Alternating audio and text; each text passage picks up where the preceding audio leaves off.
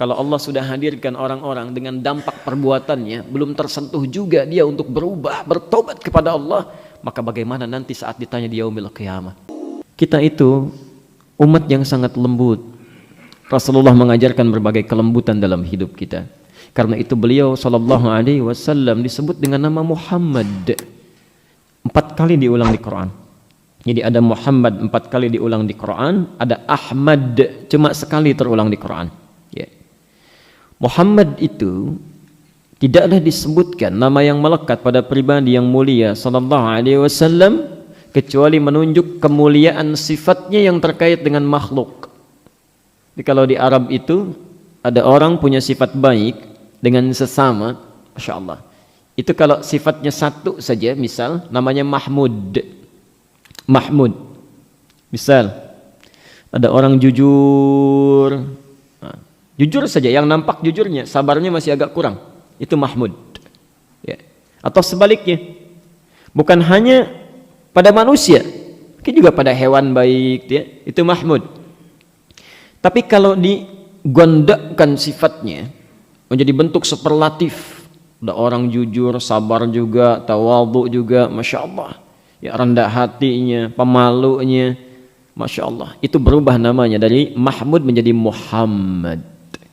Beliau sallallahu alaihi wasallam diberi nama dengan Muhammad seakan-akan ingin melukiskan kesan kepada kita. Ini pribadi yang sangat komplit kebaikannya dengan makhluk.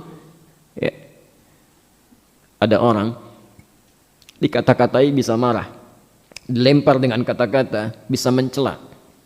Ini Masya Allah, pribadi yang sangat mulia dilempar dengan batu sampai berdarah-darah, sampai malaikat turun, Jibril turun di Taif. Ketika beliau sallallahu alaihi wasallam dilempari, ya, dilindungi oleh Zaid bin Harithah sampai mengucurkan darah, istirahat di bawah naungan satu pohon. Datang Jibril menawarkan, "Ya Rasulullah, angkat tanganmu." Ya. Jibril sahabatnya Rasulullah, tidak mau melihat Nabi dalam keadaan yang terhina seperti itu, tersiksa, keluar darahnya, dilempari oleh orang. Masya Allah, kata Jibril, "Angkat tangan memohonkan pada Allah, seketika saya balikkan bumi Taif, ya, untuk menghimpit mereka." Apa kata Rasulullah? Dengan tenangnya beliau menyampaikan, "Muhammad, la ya Jibril, jangan. Fa innahum qaumun la ya'lamun." Mereka cuma belum paham aja. Gak usah. Ya, gak usah. Besok pasti mengerti. Allah, Rasulullah. Itulah Muhammad. Ya. Jangankan pada manusia, pada hewan masih sayang juga. Masya Allah. Idza dzabhtum fa ahsinudz dzibha. Kata Nabi, kalau kalian akan menyembelih, jangan seperti orang-orang yang sembarangan menyembelihnya. Sayangi hewannya, baguskan sembelihan kalian. Masya Allah. Bagaimana cara menurunkannya, bagaimana mengasah pisaunya supaya mereka tidak menderita dalam sembelihannya. Jangankan pada hewan, pada tumbuhan masih diperhatikan. Ya.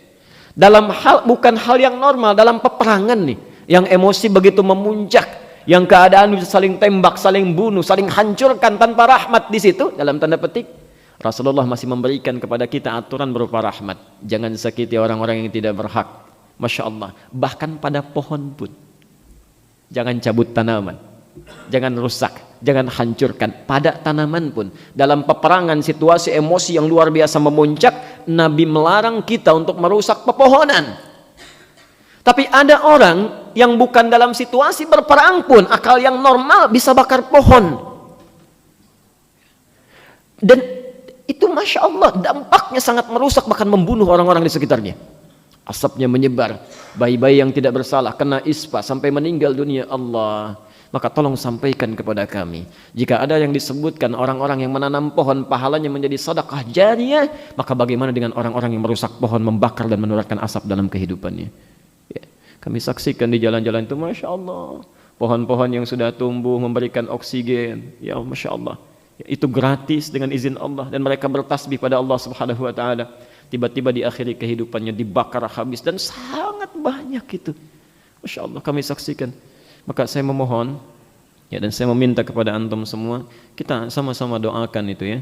Ya, orang-orang dimaksudkan, jika memang ada pelaku di antaranya adalah orang Islam, kita mohon kepada Allah untuk dibimbing, dilembutkan hatinya untuk bertobat kepada Allah Subhanahu wa taala.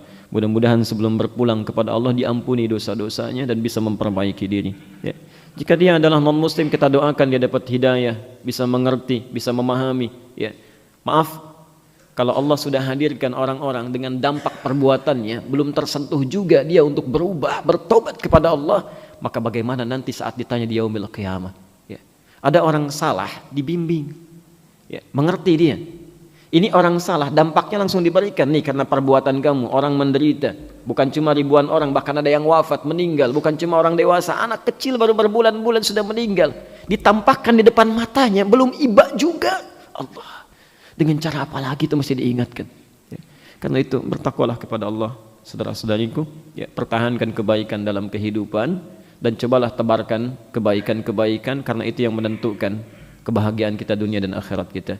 Kalau ada pelajaran-pelajaran di sekitar kita, hakikatnya itu untuk meningkatkan amal soleh kita, bukan untuk dicela, bukan untuk ribut, tapi tingkatkan amal soleh. Kehidupan, kematian itu rumusnya demikian.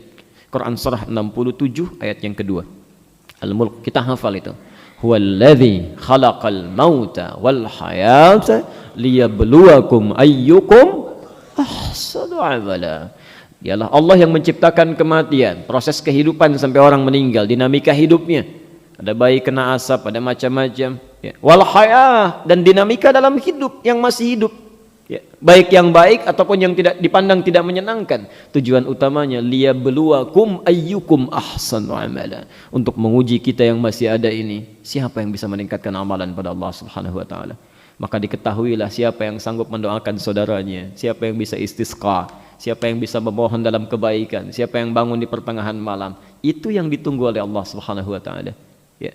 Mudah-mudahan Allah berikan kebaikan pada kita semua. Kita belajar dari situ, tingkatkan amal saleh dan jauhi berbagai amal salah yang masih melekat dalam kehidupan kita.